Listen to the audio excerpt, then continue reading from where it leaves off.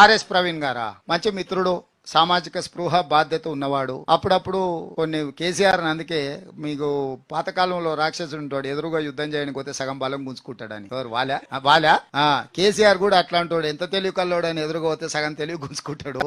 అట్లా మిత్రుడు అట్లా ఉన్నట్టున్నాడు. నాకు తెలిసి ఆయనతో చేరతాడని నేను అనుకోను. ప్రవీణ్ పట్ల నాకు ఇప్పటికీ గౌరవం ఉంది.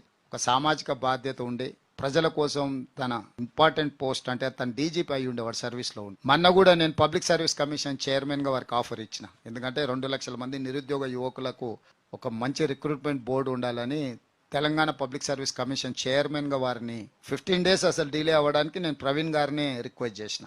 వారు ఉంటే మంచిగా ఉంటుంది, బాగుంటుందని. వారు అది కూడా తిరస్కరించారు. లేదు, నాకు ఇంకా పెద్ద బాధ్యత ఉన్నది సమాజంలో. నేను పాలమూరు బిడ్డ అని ప్రతి సభలో చెప్పుకుంటున్న రేవంత్ రెడ్డి గారు, నేను కూడా పాలమూరు బిడ్డనే. మీరు ఒకవైపు మరి శృతి మెత్తగా నన్ను పొగడుతూనే మరోవైపు నన్ను చాలా శృతి మెత్తగానే వార్నింగ్ ఇస్తున్నారు మీరు. సో నిన్న మీరు Telangana state public service commission చైర్మన్కు మరి నన్ను చైర్మన్ పదవికి నన్ను మరి ఆహ్వానం పలికినట్టుగా మరి నేను దాన్ని తిరస్కరించినట్టుగా చెప్పిండ్రు. మరి నేను మళ్ళీ చెప్తున్నా, నేను తిరస్కరించిన మాట వాస్తవమే. నేను ప్రజాక్షేత్రంలో ఉండాలనుకున్నా. సో ఇది వాస్తవమే.